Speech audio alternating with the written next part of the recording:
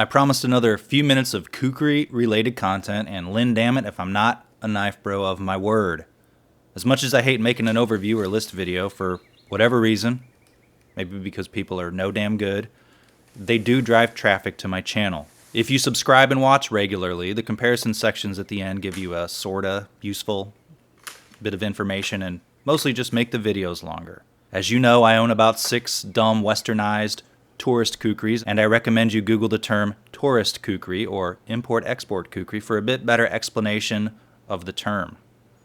But the basic gist of it is authentic kukris are made in Nepal. However, Kukriistas will tell you a lot of the ones made available to stupid international buyers still aren't authentic because they're overly heavy, bad at literally everything, or have a design element not found in a traditional kukri, and that you should have your head examined if you like them. So do whatever with that information you choose, but here are 6 kukris I currently own, and here is a basic good and bad of each, and I'll tell you my favorites. As a lot of us know, kukris make excellent choppers. If you want a hybrid in performance between an axe and a machete, but would also like to be in violation of some sort of city ordinance or HOA rule, no lawn flamingos or trimming boxwood and shorts with less than a 7-inch drop using kukris. It's there. A lot of people break that rule. Look it up. Kukris are generally over a pound, and you could get them with shorter or longer blades. Some information suggests a blade of 11.5 would be a decent size for standard overcompensation. I have found kukris creeping up near the 2-pound mark are more fatiguing if you're doing a lot of chopping. So are hand axes too, I guess, if you dabble in the dark arts. The dark arts, using the appropriate tool for the job. First, the $280 Zombie Tools Vacra, which is a standard now in basically all the kukri videos. Zombie Tools hails out of Montana, the state with the most undead per capita. They're so awesome that they have wait times on all sorts of their large, unique choppers. This kukri has been my favorite chopper since I've gotten it, and although it looks thorny and evil, it's comfortable to hold. The sheath is nice and straps to your leg, which is good if you've run out of your standard silver duct tape. Sure, this isn't super authentic, but the details are all carefully considered to appeal to your inner mall ninja.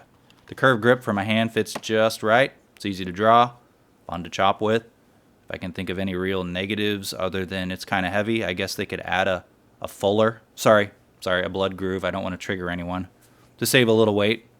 Although honestly, it isn't any heavier than most chopper-style machetes like parangs or other kukris. The Himalayan Imports Duo, the most authentic of my kukris.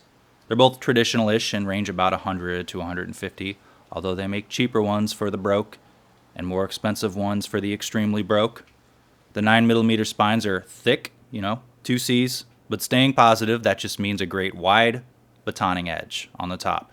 One thing that's important to consider, though, is handle comfort. Do you wear gloves? Are you a hand lotioner? If you care about your cracked, tender hands, the handles are not as comfortable as they could be. The butt caps are both edgy, as in you might want to use some sandpaper to actually finish the handle on the kukri. That way you can say you helped make it. You're basically a bladesmith or a kami, I think as they call them. On the other hand, my Zombie Tools has mitigated a lot of the discomfort by chamfering and leather wrapping the handle for all the parts that touch your smooth, sweet, tender hands. And that's nice. The bone-handled one feels best because it doesn't have the rings in the middle. However, it must be noted the rings probably could have been executed better on the wooden-handled one. Maybe if you drop them an extra hundo, they'll make your kukri more comfortable. You have to understand, though, that they're handmade, not mass-produced, and maybe you should just, toughen up for a change. Traditional kukri sheaths tend to ride a little high, too, so don't expect nice drop sheaths or kydex without getting some custom stuff, or Kailash, I think, makes nice sheaths. The K-bar, one of the most comfortable handles in the whole lot. It's rubbery and has a decent swell, which of course a nice thing for someone to say at my eulogy. Don't bring up the YouTube thing though, because that's weird. It was very sharp out of the box, and while the coating could be more durable, no coating holds up with prolonged exposure to wood. It's science. It just delays the inevitable for a few weeks. It's not a bad value at $50 or so, and if you want to start a kukri, this or the Ontario might be a great place to start. I don't have the Ontario, just looks like it from the internet product descriptions. You know what? How about this is your only kukri, because apparently some people can buy just one of the thing. One subscriber recently said he was fond of batoning, and his handle got wobbly on the K-bar, for some anecdotal internet evidence from one person. So, it's all you need to avoid a product nowadays, right? The Bud K. Maybe this is the real starter kukri at $20. Looks kind of old, Like your idiot grandpa gifted it to you. The handle isn't that comfortable, and I reckon the quality control on these might be, how you say, all over the place. As in, good enough, boys, this batch is going to Bud K anyway. You know, I call it a Bud K, but a ton of sites sell the basic Indian kukri. They don't come very sharp, so expect to use the sharpening steels, sandpaper, file, your driveway, whatever your preferred method of blunt instrument dedulling is. I've also seen people talk about the handles breaking on some or the scales falling off. I've personally whooped on it for about 7 years now and have experienced some slight handle play during whacking, but otherwise it's held up fine. I feel like edge retention isn't the greatest, but I find a recollection of edge retention when not performing scientific A and B comparisons is more of an emotional feeling than an intellectual observation, which is how most people approach this hobby anyway, so fits right in. Finally, cold steel, bro. It's $20, my least favorite. Sorry to say it, don't tell Lynn. The handle is comfortable and the blade was kind of sharpish. However, it's least fun in the chopping department. The blade flexes a bit too much for wood play. This review wasn't that long ago, so you probably remember all of this. Thanks for watching this bullshit again, by the way. Remember, I've reviewed every single kukri here, so please, if you haven't watched those, do it. And if you have watched them, watch them all again. A quick recap in order of favoriteness: the Vakra, the K-Bar, the Himalayan Imports, kind of tied with the Bud K, and the Cold Steel.